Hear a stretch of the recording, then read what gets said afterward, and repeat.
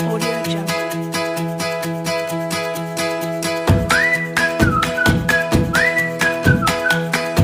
Assalamualaikum warahmatullahi wabarakatuh. Perkenalkan, kami dari kelompok 13 akan memaparkan materi yaitu epidemiologi penyakit anemia.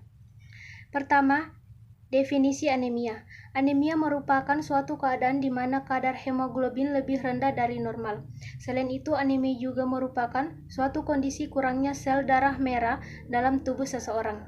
Menurut WHO 1997, seorang dinyatakan anemia bila kadar hemoglobin yang pertama laki-laki dewasa di bawah 13 gram per desiliter, yang kedua wanita dewasa tidak hamil di bawah 12 gram per desiliter, yang ketiga pada umur 6 bulan sampai 5 tahun dan wanita hamil di bawah 11 gram per desiliter, dan yang terakhir pada anak umur 5 sampai 11 tahun dinyatakan anemia bila kadar hemoglobin di bawah 11 sampai di bawah 11,5 gram per desiliter.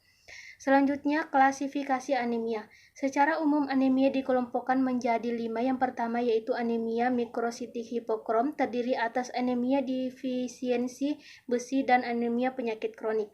Yang kedua yaitu anemia makrositik, terdiri atas anemia pernisiosa dan anemia defisiensi asam folat. Yang ketiga yaitu anemia karena perdarahan, terdiri atas perdarahan akut dan perdarahan kronik. Yang ketiga anemia hemolitik dan yang kelima anemia aplastik. Selanjutnya, signifikansi. Angka anemia gizi besi di Indonesia sebanyak 72,3%. Riskesdas tahun 2013 prevalensi anemia di Indonesia yaitu 21,7% dengan penderita anemia berumur 5-14 tahun sebesar 2,64%.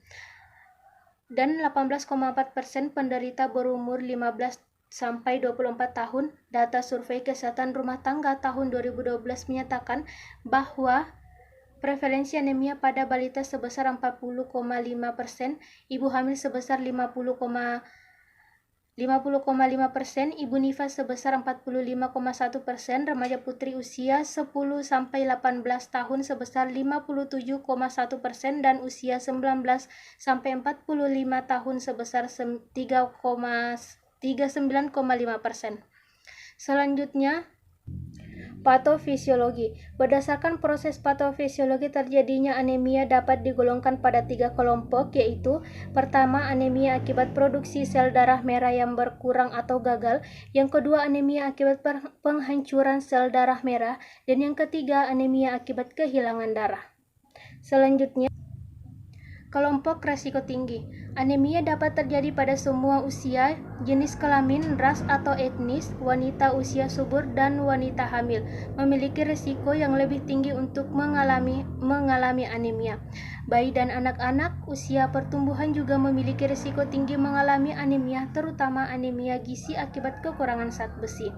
Selanjutnya, distribusi geografi anemia. Anemia merupakan masalah kesehatan utama di masyarakat yang sering dijumpai di dunia, terutama di negara berkembang seperti Indonesia. Kelainan tersebut merupakan penyebab disabilitas kronik yang berdampak besar terhadap kondisi kesehatan, ekonomi, dan kesejahteraan sosial penduduk dunia. Yang mengalami anemia berjumlah sekitar 30% atau 2,20 miliar orang, dengan sebagian besar diantaranya tinggal di daerah tropis. Prevalensi anemia secara global sekitar 51,%. Selanjutnya, tren waktu penyakit anemia. Anemia dikatakan menjadi suatu masalah kesehatan masyarakat apabila prevalensinya di atas 20% berdasarkan survei kesehatan rumah tangga tahun 2012. Menunjukkan bahwa prevalensi anemia pada remaja putri usia 10 sampai 18 tahun sebesar 57,1% dan pada wanita usia subur 19 sampai 45 tahun sebesar 39,5%. Hasil riset kesehatan dasar tahun 2018 di Indonesia, prevalensi anemia defisiensi besi banyak ditemukan pada remaja perempuan karena kebutuhan yang tinggi untuk pertumbuhan. Prevalensi anemia gizi besi di Indonesia sebesar 84,6%. Selanjutnya, faktor risiko anemia. Yang pertama, kehilangan darah akibat perdarahan akut atau kronis, contohnya pendarahan akibat kecelakaan dan lain-lain.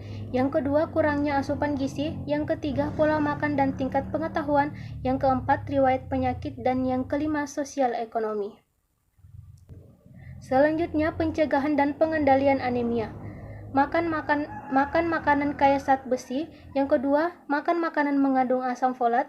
Yang ketiga, berikan anak susu sapi mulai usia 1 tahun ke atas. Dan yang terakhir, makan makanan mengandung vitamin B12.